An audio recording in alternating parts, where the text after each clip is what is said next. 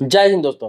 लोग अक्सर सवाल करते हैं कि कौन सा सरकारी बैंक है जो सबसे सुरक्षित है, किस बैंक में खाता खोलना चाहिए, भारत का, इंडिया का सबसे बेस्ट बैंक कौन सा है, सबसे सुरक्षित बैंक कौन सा है, सबसे सेफ बैंक कौन सा है। ये सारे बहुत सवाल आते हैं, लोग इसको लेकर कंफ्यूज भी रहते हैं कि कहाँ अकाउंट खोला जाए। खास तौर पर आज के जो युवा है, नया जनरेशन है, वो सोचते हैं कि मैं जिस बैंक में अकाउंट खोल रहा हूँ क्या वहां पे पैसा सुरक्षित है। उसके मन में ये सब चलता रहता है। देखिए, हर कोई रूल लॉ तो पता लगाता नहीं रहता है बैंक का। कभी कोई न्यूज, कोई समाचार उनको देखने को मिलता है, भले ही उसको बैंक में 10,000, 5,000, 20,000 रुपया ही हो, लेकिन वो कंफ्यूज हो जाते हैं कि मेरा पैसा सुरक्षित है कि नहीं, सुरक्षित बैंक में है कि नहीं, कौन सा बैंक बहुत बढ़िया है। तो आज इसी पे बात करने जा रहा हूँ। आपको बहुत कम समय में बताऊंगा कि किस बैंक में आपको अकाउंट रखना चाहिए और सबसे सुरक्षित बैंक कौन है, कहाँ सबसे सेफ आपका पैसा है, सरकारी, प्राइवेट, या फिर सरकारी में कौन सा बैंक है, प्राइवेट में कौन सा बैंक है। देखिए, आपको बता दूं कि सरकारी बैंक के बारे में ज्यादातर लोग पूछते हैं, तो सरकारी बैंक के बारे में बता दूं, जैसे state bank of India, bank of Baroda, Indian bank, union bank of India, Canara bank, Punjab national bank. ये जो बैंक मैंने आपको बताया, ये जितने भी बैंक है, आप दोबारा भी इसको रिपीट देख सकते हैं, जितने भी बैंक मैंने बताया ये सारे गवर्नमेंट सेक्टर का, मतलब सरकारी सेक्टर का सबसे बढ़िया बैंक और बड़ा बैंक में गिना जाता है। ये बड़े बैंक का बात बताया, सरकारी बैंक और भी है, लेकिन ये बड़े बैंक में जो बताया मैं 6 बैंक, ये बड़े बैंकों में गिना जाता है, सबसे सुरक्षित और सबसे बेहतरीन बैंकों में गिना जाता है। अब आ जाता है प्राइवेट सेक्टर में। तो प्राइवेट सेक्टर में आपको हो गया HDFC, ICICI, एक्सिस बैंक। ये बैंक जो है प्राइवेट सेक्टर का बड़े बैंकों में गिनती होती है इनकी।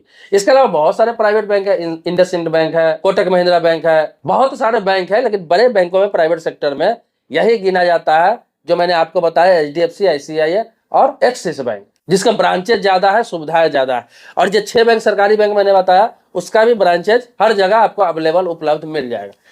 अब सुरक्षा की बात करें तो जो देखिए बड़ा है तो सुरक्षित भी है, क्योंकि बड़ा इसलिए है कि ज्यादा से ज्यादा लोगों का इसमें अकाउंट है। तो आप दोनों में से किसी में अकाउंट खोल सकते हैं, चाहे वो सरकारी बैंक हो इन सभी में, चाहे प्राइवेट बैंक हो, दोनों में उतना ही सुरक्षा है। आपने सुना होगा, और ये सत्य भी है, नहीं जानते हो जान लीजिए, कि ये सरकारी बैंक जितने मैंने बताया, चाहे प्राइवेट बैंक बताया, चाहे उसके अलावा भी जितने भी सरकारी बैंक है या प्राइवेट बैंक है, पैसा आपका उसमें 10 लाख, 20 लाख, 50 लाख, 5 लाख जितना भी है, RBI की तरफ से 5 लाख रुपया का ही इंश्योरेंस रहता है। मतलब कि 5 लाख रुपया ही आपको मिलेंगे अगर बैंक डूब जाते हैं, बैंक अगर दिवालिया हो जाता है तो। लेकिन ये सभी बैंक ना डूबेंगे ना दिवालिया होंगे, जो मैंने आपको बताया।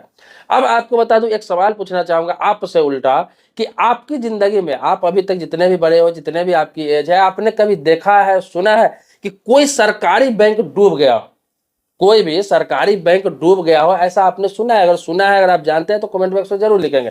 मेरे नजर में, मेरे ख्याल से तो ऐसा कोई भी सरकारी बैंक नहीं है जो डूबा। हाँ, ये आपने देखा होगा कि जो भी कमजोर सरकारी बैंक है, जैसे आपने अभी देखा होगा देना bank, corporation bank, Allahabad bank, Andhra bank, ऐसे छोटे छोटे बहुत सारे बैंक थे है नहीं, अभी ये सरकारी बैंक थे, जिसको क्या किया गया है, जो कमजोर परिस्थिति में था, जिसकी ब्रांचेज कम था, सुविधाएं कम थी, नुकसान में जा रहा था, तो सरकार ने क्या किया, इन सभी बैंकों को, ये जो बड़े बैंक है जो मैंने आपको बताया कि state bank, bank of Baroda, Indian bank, union bank of India, Canara bank और पंजाब नेशनल बैंक, इन 6 जो बैंकों है, इन्हीं बैंकों में, इन सभी बैंकों का मर्जर कर दिया। किसी का उसमें, किसी का उसमें, किसी का उसमें, इन्हीं 6 बैंकों में सभी को मर्जर कर दिया, जितने भी छोटे छोटे बैंक थे सरकारी, बहुत सारे बैंक। तो उसमें क्या हुआ, बैंक डूबा नहीं, उसको मर्जर कर दिया गया, विलय कर दिया गया। मतलब कि जिसका देना बैंक में खाता था, जिसका कारपोरेशन बैंक में खाता था, जिसका आंध्रा बैंक में खाता था, जिसका इलाहाबाद बैंक में खाता था, उनका खाता इन बैंकों में आ गया, जिन बैंकों में उनका मर्जर हुआ, उस बैंक के कस्टमर हो गए। लेकिन वो डूबा नहीं, ना किसी का पैसा डूबा, ना किसी का अकाउंट नंबर चेंज हुआ, सिर्फ IFSC कोड चेंज हुआ, और बाकी कुछ नहीं। सब कुछ उनका जैसे चल रहा था वैसे ही चल रहा है, सारी सुविधाएं वैसे ही है। चाहे उनका FD था, इंटरेस्ट वैसे ही मिल रहा है, किसी का SIP था, म्यूचुअल फंड था, किसी प्रकार का जेवर वगैरह, सोना वगैरह लॉकर में रख रखे थे, सेम टू सेम प्रोसेस उनका रह गया, सिर्फ बैंक का नाम चेंज हो गया। तो क्या होता है, सरकारी बैंक डूबते नहीं है। जब बुरी स्थिति में जाते हैं तो उन्हें बड़े सरकारी बैंकों में मर्जर कर दिया जाता है। डूबेंगे कैसे?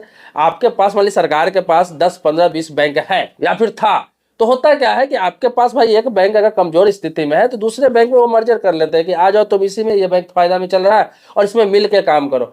डूबने का मतलब है कि सरकार, अगर लोग सवाल उठाएंगे कि आपके पास 10, 15 बैंक है, अगर डूबेगा तो एक कैसे डूब सकता है, दूसरा फायदे में है, एक नुकसान में क्यों है? तो सरकार क्या करती है कि जो बुरा स्थिति में है उसको मर्जर कर देती है ताकि पब्लिक को किसी प्रकार का नुकसान ना हो, और यहाँ तक कि पब्लिक को फायदा ही हो जाता है कि बड़े बैंक में जब मर्जर होता है तो उसको हर जगह ब्रांचेज उपलब्ध हो जाते हैं। तो सरकार के जो बैंक होते हैं वो डूबते नहीं है। हाँ, अब बता दो कि सुविधाएं थोड़ा बहुत कम मिलता है, इसलिए सरकारी बैंक से बहुत लोग कतराते हैं, लेकिन एक अकाउंट तो रखना चाहिए सरकारी बैंक में भी। तो वो लोग कतराते हैं जो बड़े काम करते हैं, जिन्हें लाइन में नहीं लगना है, भीड़ में नहीं लगना है, डेली का लेन देन है। हालांकि अब सरकारी बैंक भी प्राइवेट बैंकों की तरह अच्छी सुविधाएं दे रही है, अच्छी काम कर रही है, सारे ऑनलाइन सुविधाएं दे रही है, सारे कोर बैंकिंग है, किसी प्रकार की कोई दिक्कत नहीं है। तो सरकारी बैंक सुरक्षित तो है, थोड़ा सुविधाएं कम रहती थी लेकिन सुरक्षित है, और अब सुविधाएं भी मिलने लगी। अब आते हैं प्राइवेट बैंक के बारे में।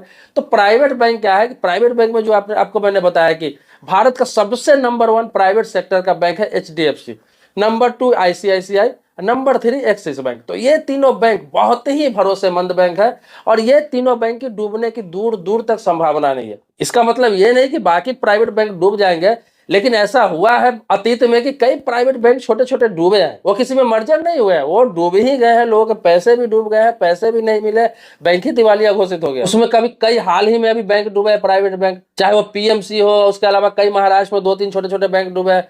तो इसको लेकर लोगों में डर बना रहता है। तो प्राइवेट सेक्टर का ये तीनों जो बैंक है ना, वो बड़े बैंक है, और ये भी पूर्ण रूप से सुरक्षित है। बस इन तीनों बैंक का यही है कंडीशन कि इसमें मिनिमम बैलेंस का जो है वो बहुत ज्यादा रहता है। मिनिमम आप 10,000 रुपये से अकाउंट खोल सकते हैं, सेविंग अकाउंट, और करेंट अकाउंट खोलना है तो मिनिमम 25,000 रुपये से आपको खोलना होता है। बस इसीलिए है कि मिडिल क्लास लोग या गरीब तबके के लोग हैं इससे भागते हैं, प्राइवेट बैंक में अकाउंट खोलना नहीं चाहते हैं। हालांकि सर्विस बहुत ही बेहतरीन होता है इन तीनों बैंकों का, लेकिन मिनिमम चार्जेस के नाम पर इतने पैसे कभी कभी काट लिए जाते हैं। अब इतना मिनिमम बैलेंस है कि लोग रख नहीं पाते हैं, और मिनिमम बैलेंस के नाम पर इतना चार्जेस काट लिए जाते हैं कि एक आम आदमी या फिर एक गरीब तबके के लोग इसे अफोर्ड नहीं कर पाते। इसीलिए मैं सलाह देता हूं कि आप मिडिल क्लास फैमिली से बिलोंग करते हैं या फिर गरीब तबका से बिलोंग करते हैं तो आप सरकारी बैंक, गवर्नमेंट बैंक को ही प्राथमिकता दीजिए और उसी में खाता खोलिए, बहुत बेहतरीन होता है।